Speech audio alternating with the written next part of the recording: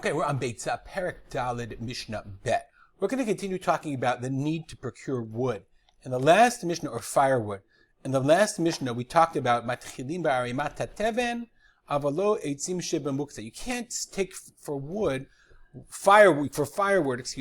that you kept as building material, because that was muktzeh. That was actually in what was called the muktzeh. Probably our concept of muktzeh comes from that language of muktzeh, set aside, a place that's set aside. So our Mishnah continues, and I actually appreciate when we learn these Mishnayot, how much easier our lives are today. We don't think about the fuel we use to cook. We don't think about it, but in up to relatively recent times historically, the idea of procuring the fuel with which you have to cook and heat your home was a huge deal. So the question becomes, I'm allowed to cook. So we think about it in terms of which food can I prepare? What can I buy? Can I slaughter the animal? How do I get my meat, etc., etc.? But they also had to think about it in terms of firewood, in terms of fuel. And the question becomes, what can I use and what can't I? And that's obviously, but that's a topic of discussion in our Mishnah. Says the Mishnah, Ein notlim eitzi min hasukah. You can't take wood from the sukkah. Okay, a sukkah is a hut. It's either afilu sukkah she'ina shel mitzvah. It's a haldan halachic. So I have my hut that I use. It's my gazebo, or let's say I keep wood on top of my pergola, my shade, and I say I want to use it to burn for fuel. So I can't take it from the sukkah. Ela min hasamuch la. Samuch literally means that which is next to it. But here, it means that, let's say I have, the Bartunera says, Kigon, Kanim hazkufim. I have reeds that are upright, standing, samuch ladfanot, next to the walls. Velo ne'ergu imadofen. They weren't woven into the wall.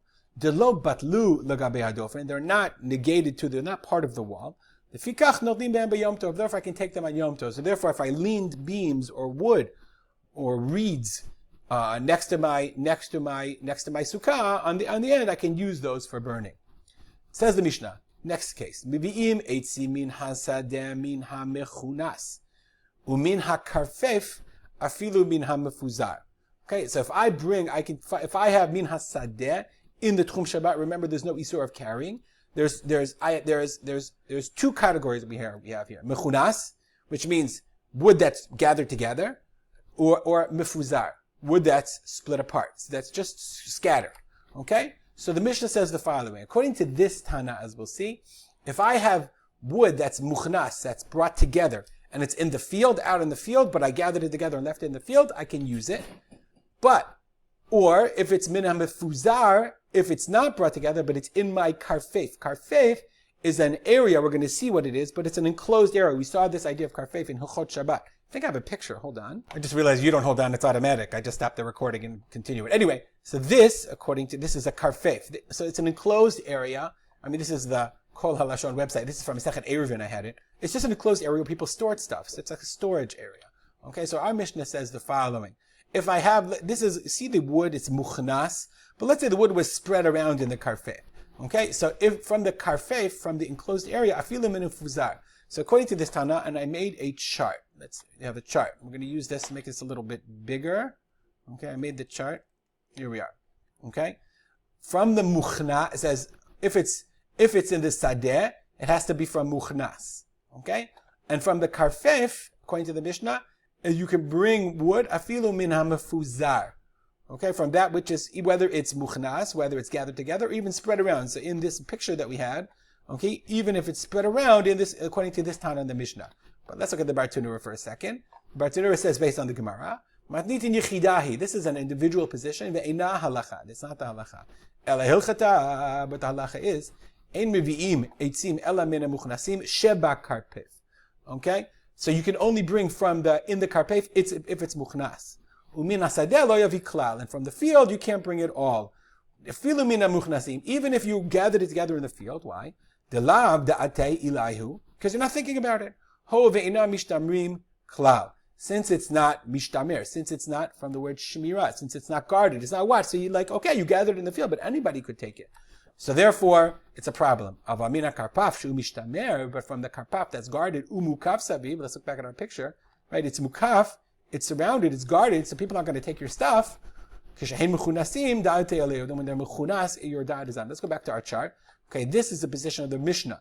That as long as it's in a karpef for sure, and the only time you can bring it is mefuzar in the sadeh. According to the Gemara, based on the Bartunera, he says exact opposite. If it's in a karfef and it's muchnas, see this muchnas karfef, then you're allowed to use the wood. But otherwise in the sadeh, you don't even think about it at all, even if it's muchnas. And even if in the karfef, it's spread around in the karfef, you're not thinking about it as firewood, and therefore you can't use it for fuel for your cooking enjoyment on Yom Tov. The Mishnah continues. Okay, ezehu karfef. So what is considered a karfef? I know I just showed you this picture, but what's the halachic status of a karfef? So the Mishnah says the following. Kol shesamuch la'ir divrei Rabbi Yehuda. Rabbi Yehuda says it has to be samuch la'ir. Okay, let's read the whole Mishnah. Then Rabbi Yossi says, Kol shenichnasin lo b'potachat, afilu b'toch tchum Shabbat. Okay, it says no, you have to have a potachat. It's not enough to be samuch la'ir. It has to have a potachat. It has to have a lock. You have to be able to lock it, because if it's not locked, anybody can come and take your wood. Again, we'll look at the Bar Tunura. Samuch la'ir mamash. It has to be very close to the city. You have to have a lock. You have to have a way of closing it. The Rabbi Yehuda tarte by. Rabbi Yehuda requires both conditions, samach la'ir upotachat. Okay, so therefore this is not a karpef halachically according to Rabbi Yehuda. It would have to be closed. It would have to be locked. It's also pretty fancy with those walls, but okay, that's the way they drew it. Nonetheless, it would have to be lockable in order to be halachic karpef. So that's the position. Whereas Rabbi Yossi says, kol shenichnasim bepotachat afilu b'toch tchum Shabbat. In the tchum Shabbat means it doesn't have to be samuch le'ir. It doesn't have to be close to the city. Why? Kevan di'ilei potachat lo ba'inin samuch. Okay, since it has a lock, it doesn't have to be samuch. Alafilu rachok ad karov sof tchum Shabbat kivini up to 2,000 amot away. Ve'imu samuch, but if it is samuch lo ba'inin potachat. Okay, ubisamuch below potachat or potachat below samuch share. So let's look at it. I have a second chart for you.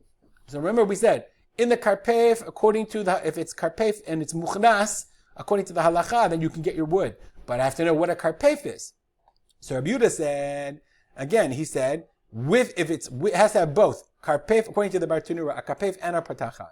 Rabbi Yossi says the exact opposite. It can have either a samuch la'ir or a potachat, and it's still a karpef. The only time it's not is if it doesn't have a lock, and it's not samuch la'ir, then anybody could take it. And then anybody would have it from you. We'll stop here. It's long enough. I hope I explained it pretty clearly. I think I did.